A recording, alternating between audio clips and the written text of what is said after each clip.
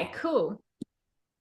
So, welcome to Sacred Wealth. This is a portal for multidimensional CEOs ready to embody wealth at every level. Here we collapse timelines, unlock that multidimensional wealth identity, and embody the sacred field of prosperity that's already yours. It's time to remember the results don't lie. They reflect your field, not your desire. So let's anchor in and activate. I'm here with Laura. Laura and I have been friends for quite a while. We've gone through some trainings and things together. And I just love Laura. I love her energy. I love what she stands for. And I just had to have her on the podcast. So, Laura, introduce yourself in a way that only you can. Hello, thank you so much for having me. I'm so excited to be here and to share all the value that I have to offer. So thank you. A quick intro about myself. Well, my name is Laura, as Megs introduced myself, and I consider myself a coach, a mentor, and a leader of other leaders that they haven't stepped into that role yet. They might still in an unfulfilling career or job, but they feel in that calling that says you're meant for more. So I'm here to awaken them, to make them realize that they can make an impact, and they can do so by building an impactful business and finally leaving the job, the career, and everything that is not aligned with themselves and they were never meant to do in the first place. Yeah, amazing. I just want to take a breath after that. How good is it that you don't have to be stuck in a dead end job that you hate? Yes. Oh my goodness. Yeah. I was talking to someone, my nephew, actually. I was talking to my nephew, and I was like, what he does is basically like with hairdressing, what I was doing. It's like you either work there, you run the place, or you own the place. There's not really much expansion available to you. So this is very much needed, very much needed. There's too many people that are not doing what they're supposed to be doing. Yeah, I can relate to that for sure. Yeah, beautiful. Okay, so I'm going to ask you some soulful questions. Let's get some clarity and promote you because we need to have more people out there doing their soul work. Okay, so what was the moment you realized your career path wasn't aligned with your soul, and how did Mm. you find the courage to pivot? Oh wow. That's a great question. I feel like there wasn't one moment. I feel like everyone is like waiting for that one aha moment that, you realize and you wake up of everything. But to me, it was since I was 17 years old, 18 years old, like I was waitressing. I grew up in a household with many hospitality workers. My dad had a restaurant himself. So I started like waitressing, but I hated it and I wanted to get out of there and I wanted to do more. And I remember like waitressing one day and hearing this voice of like, there is something else that you're supposed to be doing. Yeah, and I just didn't understand what that voice meant. And I'm sure like many people can relate. Maybe it's not a voice, maybe it's annoying, but it's just something that tells you like, what are you doing? You're wasting your time. So I felt like I spent the next like 5 years of my life like figuring out that voice. That's why I'm so passionate about what I'm doing because I know it can save you a lot of time. So I just kept like doing things to hopefully find the voice. And I thought like one of the things was like following the societal structure and what they told us. So because I was in hospitality and I saw these 9 to 5 workers as something like, wow, I want that. That's amazing. Right, which is crazy. I just felt I want to work in an office. I don't want to be in hospitality. So that's what I'm going to follow through. So I first moved to the UK to learn English and I could, have better jobs. And then I realized, okay, maybe I study university and I get that 9 to 5. That will save me. That's what the boys meant. Um, Long short story, I ended up getting the 9 to 5. I got my dream job as a wedding planner in the US, and I thought that would save me. And I just realized that I was as unfulfilled, if not more, which I could say that probably more, working in that 9 to 5 in the country of my dreams and doing what I thought that I wanted to do. And once that I realized I went through cancer and then all of these things that happened to me, I just kept hearing the voice again. And I was like, oh my God, I moved countries, I got a degree, I changed industries, and this voice is still in my head.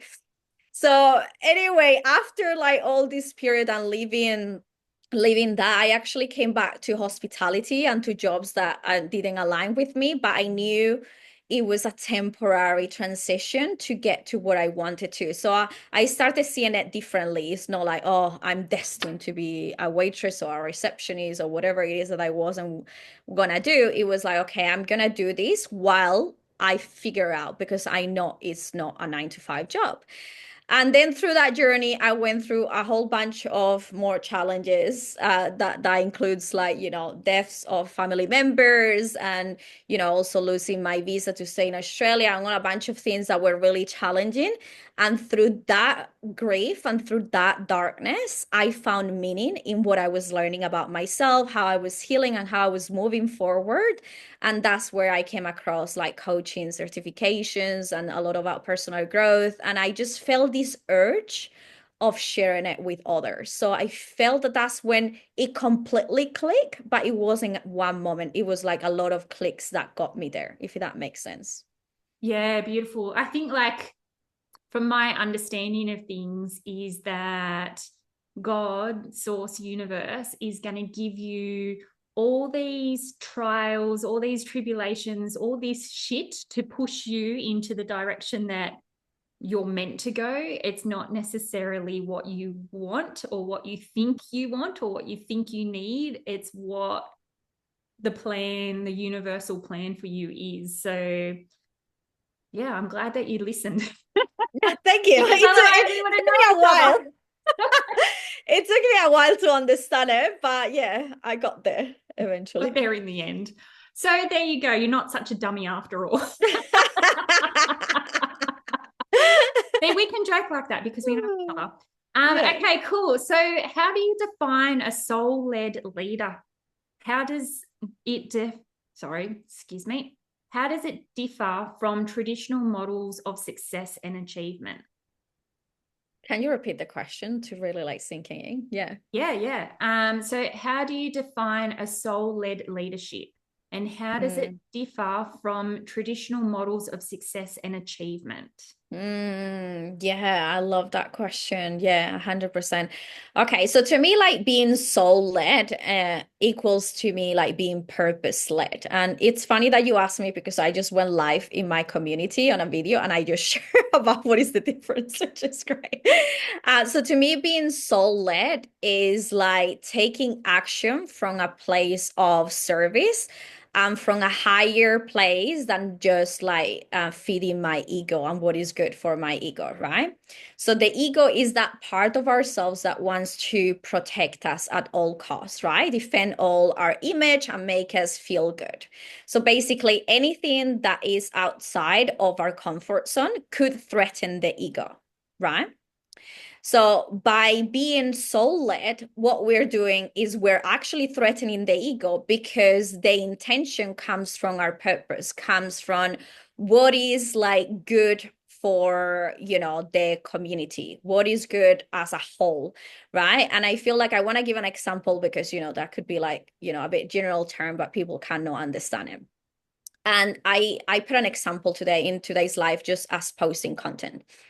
You can post content from a place of, I hope everyone likes my picture and I hope I get a lot of comments and people agree with what I have to say, right? That would be an ego-driven activity, right? How can I look good? How can I feel good about myself? How can I have that validation to protect my persona, right? If you take that action, the same action, but you take it from a place, okay, what is the value that I have right now in my heart that I can share with people today, that it could impact someone? It doesn't matter if 100 people saw me or one person is gonna see me, but if I can impact someone and if I can share this value, then it's worth it. So that will be the difference. So it's not about the action, it's about the intention behind the action.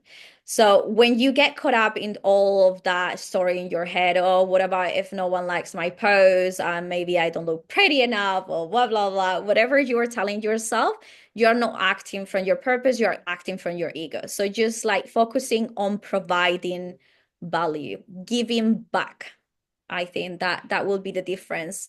And through movies and through society standards, I feel like we have seen like, like leadership or business as, these like white, powerful men that is evil and doesn't care about anyone. There are like many out there, as we can see in the news, right? But that's, to me, that's not true leadership, right? That's just a mask with not the best intention for the good of all.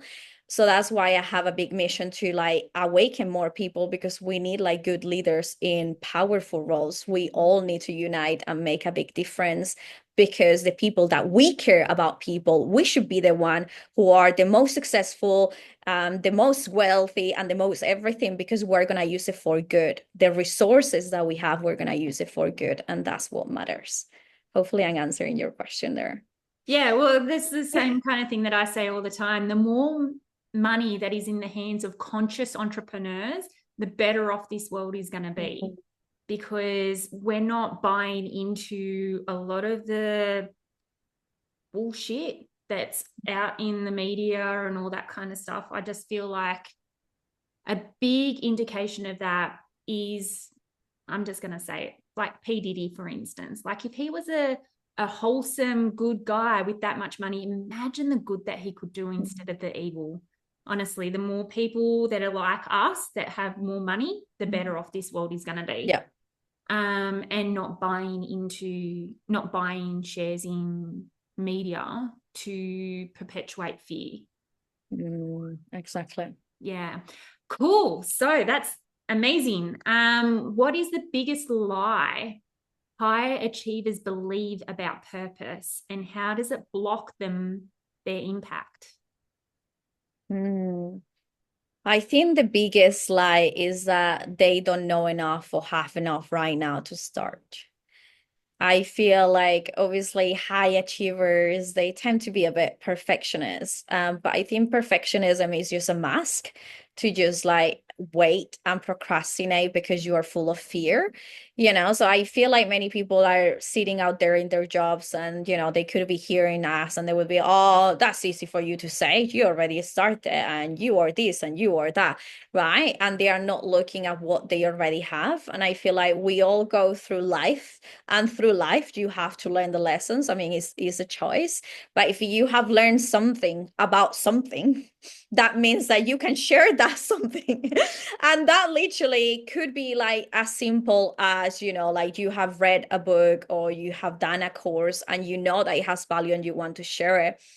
I want to give this example because to me it blew my mind. I was like watching a YouTube tutorial yesterday anyway, and the ad came up, and it was this girl who has a platform to help dog owners dance with their dog.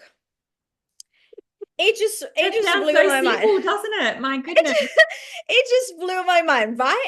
And you're thinking, oh, well, this girl, learned how to dance with her dog. Like, I don't think she had like a dance certification or anything. It was like she just learned how to do tricks with the dog and how to dance with the dog. And then she went there and shared it.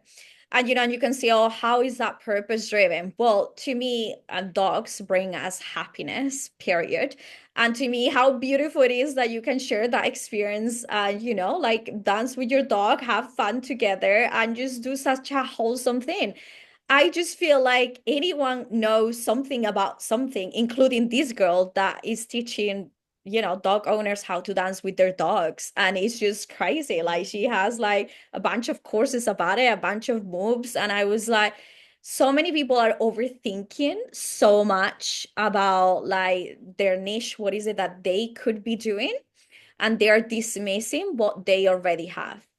Yes, you will need like, more knowledge and more certifications throughout the time, because if you are driven by growth, you will want that anyway. But that doesn't mean that you cannot start today. Like you can start today with what you know.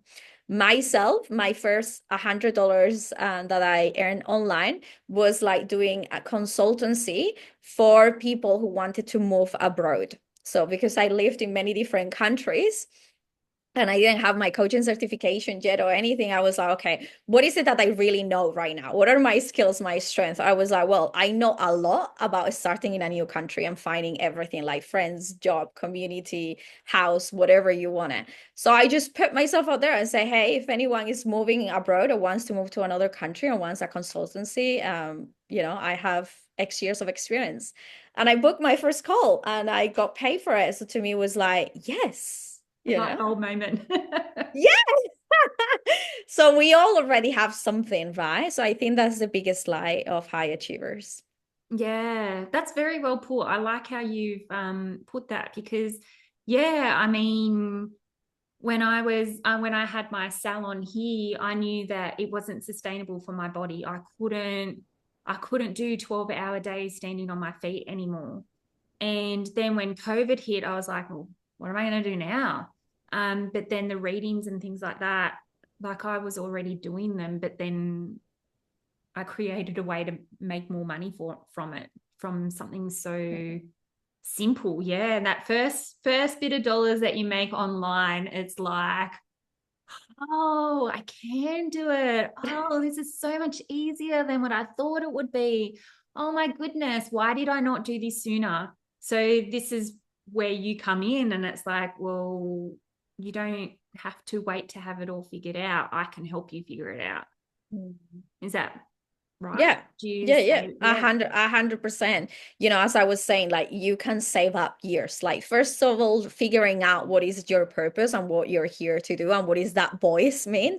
And secondly, to really knowing how to like, I call it like, like really extract from your mind all these like knowledge and skills that you have, and then extract from your soul all those like personal talents that you have and you can utilize to help someone to create, like an offer that is solving a problem and is helping someone to get to their desire. And I feel that's where people get stuck because they are they are telling themselves that they don't have anything. So that's why I help them to see how much they actually have.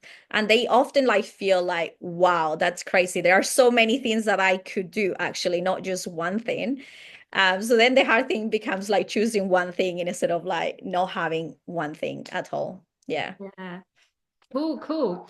My dogs agree with you, if you can hear it. That's great. My dogs are going, yes, Laura, that is so correct. Okay, cool. So, what practices or inner shifts help you embody your soul's mission while still holding a strong business vision? What was the first part? What What practices? practices or Mm. inner shifts help you embody your soul's mission? Yeah, I love that. Well, to me, having a solid routine and of like self-care and meditation specifically, like really, really helps me to really turn off the noise. I think like many people nowadays, they just wake up and look their phone straight away. So they are like in reactive mode. And it's something that I learned through COVID. I actually used to like set a challenge for myself, like at least 2 hours without looking at my phone when I wake up in the morning. And it's something that I continue likely. So I don't look at my phone. I protect my energy. I got to meditate and I go in nature. So I ground myself first. And then I put the intention of the day and, set clarity. What are my priorities? That really helped me start. But also what helps me like throughout the day is like understanding when I need a break and when I'm being in victimhood, when I'm taking things personal, when do I need to step away, when do I need a change of environment. I got a bit crazy working at home, so I normally need every day to like step away and work from somewhere else, right? So it's just like getting to know yourself and tapping into that mission when you are feeling that you are going down the ego rabbit hole. And I feel we all go through it. Like it's not because I'm a purpose-driven entrepreneur. I mean, oh, I never act from the ego. No, yes, I do. And that's why I need to be really good at catching myself doing it and bring back to purpose. Okay. And, really normalizing be feeling negative at times and knowing that you can flip you can actually bring yourself to purpose, you can bring to the presence and do what is needed to really be a leader for yourself first and then for others. Yeah, that's very important. So many people miss the leadership of self. They go straight in, Mm, I want to lead others and I want to do this, all this stuff. And meanwhile, they're mindlessly scrolling for hours and hours and hours and not connecting in. mhm. So, yeah, that's really important. Okay, so if someone listening knows they're meant for more, but they're scared to take that leap, what's the first energetic move that they should make other than just calling you and saying, hey, Laura, I need your help? What would that be? Yeah.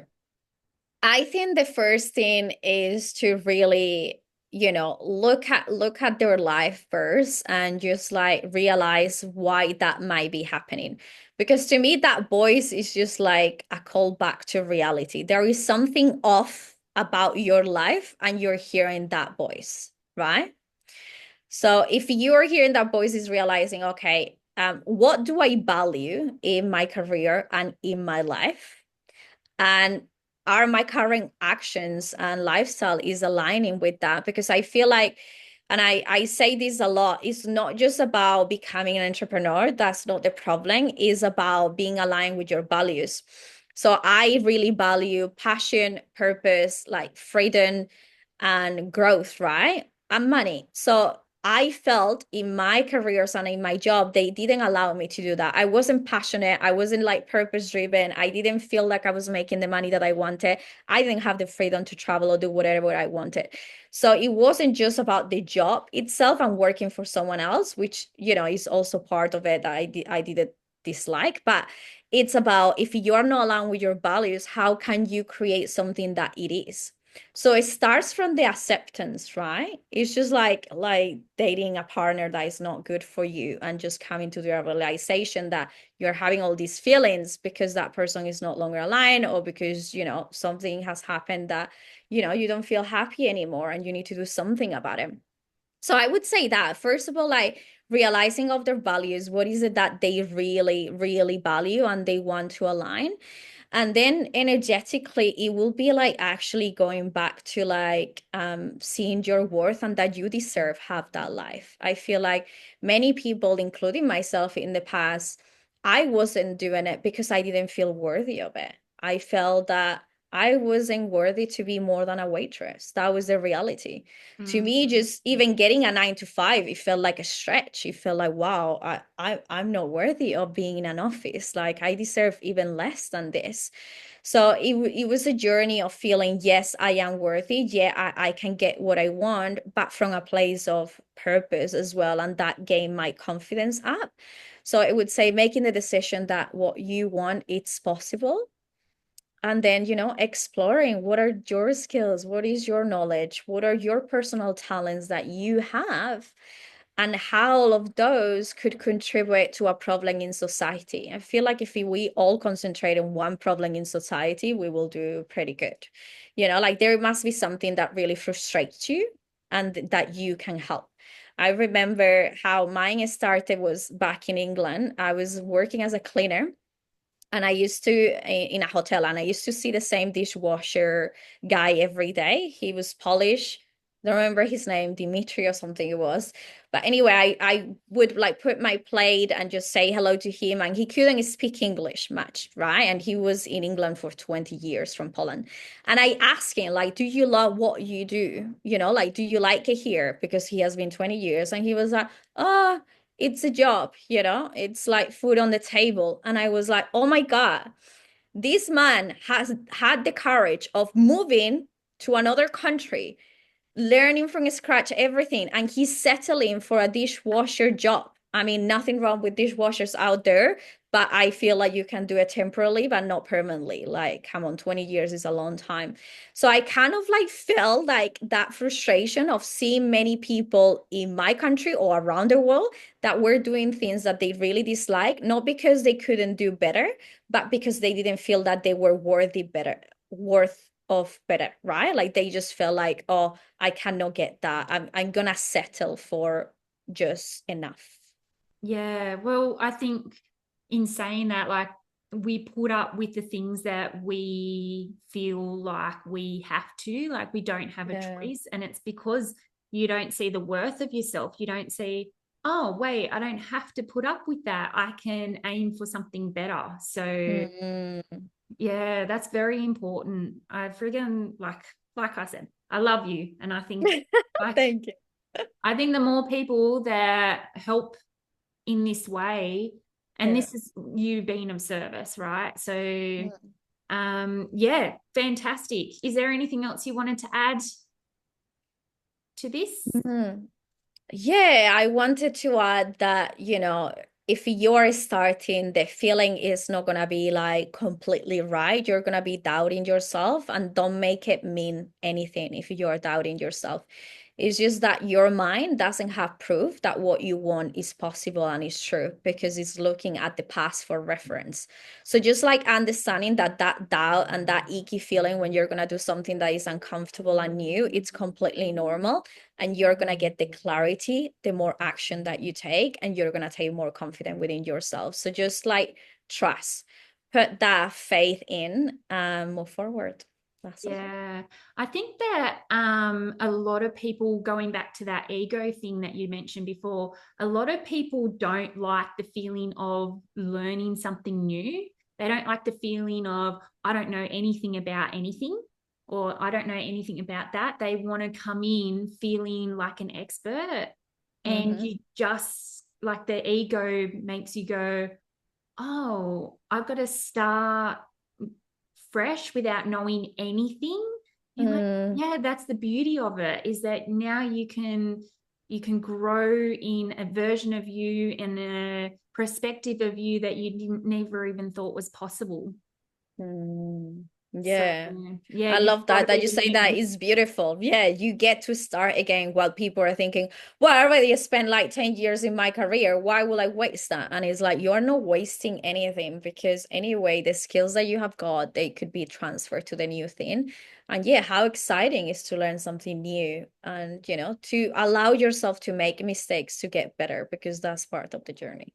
Yeah, I mean, I've been doing it for a while now and I still make mistakes. So Of course, I make mistakes every day. That's all it's good. part of being human. It's got nothing to do with a Yeah. new being a newbie. It's about being a human and living your life to the absolute fullest, so that you get to the end of the life going, oh, I wish I hadn't have spent 30 years in a job that I hate. Instead, it's like, well, I've been there for 10 years.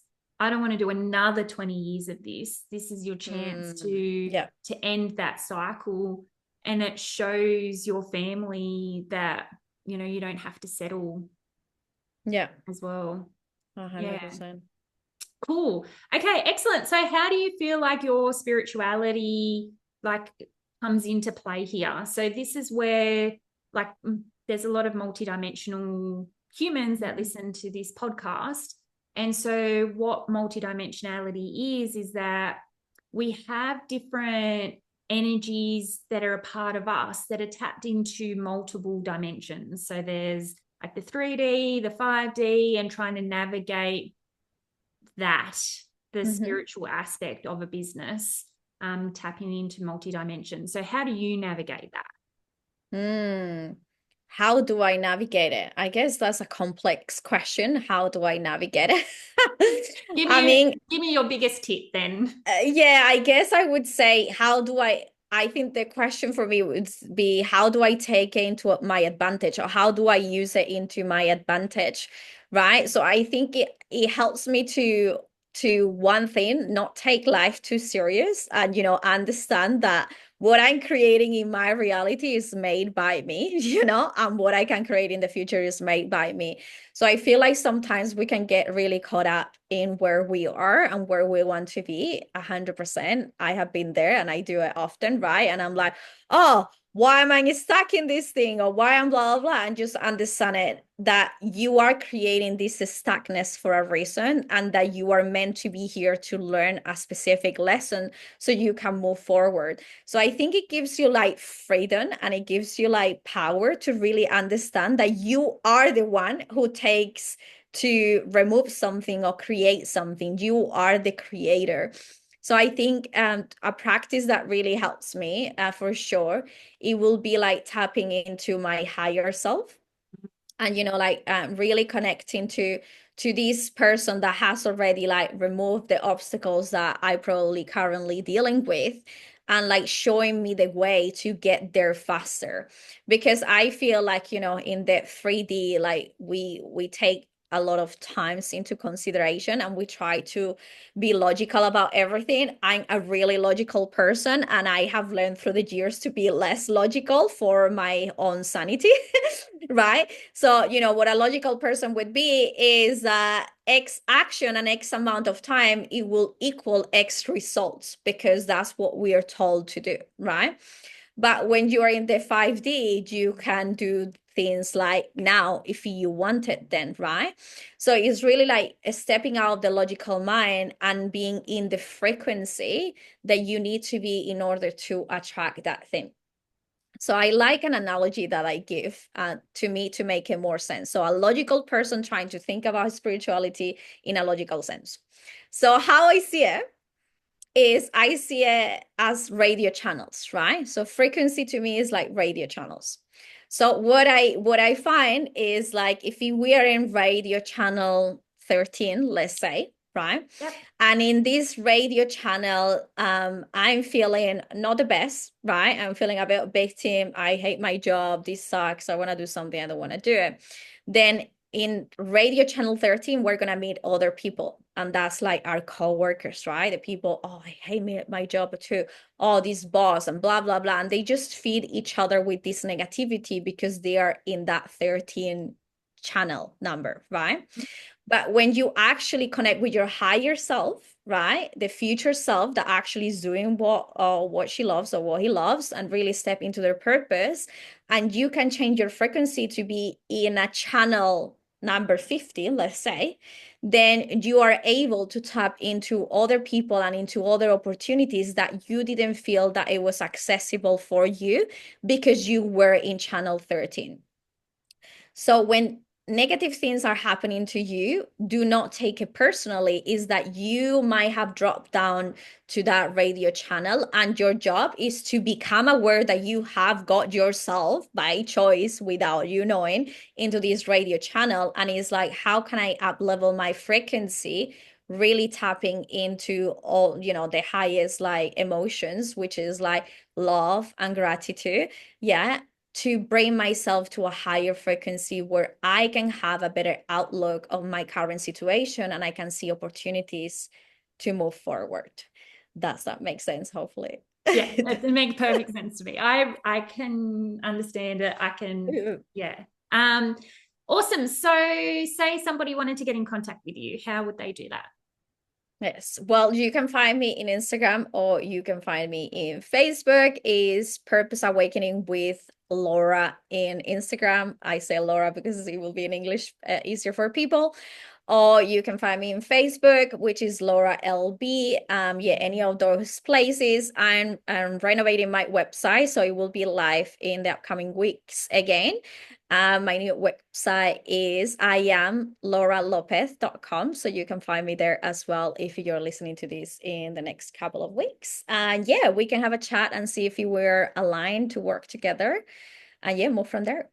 Okay, perfect. So I'll put all those links in the description of this video if you're watching on YouTube, and in the Spotify thing, the description of the podcast. Amazing.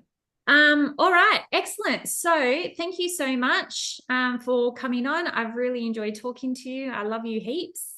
And thank you to everyone who's listening for entering into the sacred wealth field with me today, with us today. Remember, wealth isn't something that you chase, it's something that you become. The field is already responding to your frequency. Trust it, anchor it, and rise. If you love today's activations, share it, leave a review, and let's spread the sacred wealth movement together. Until next time, sacred legends, this is what sacred wealth looks like.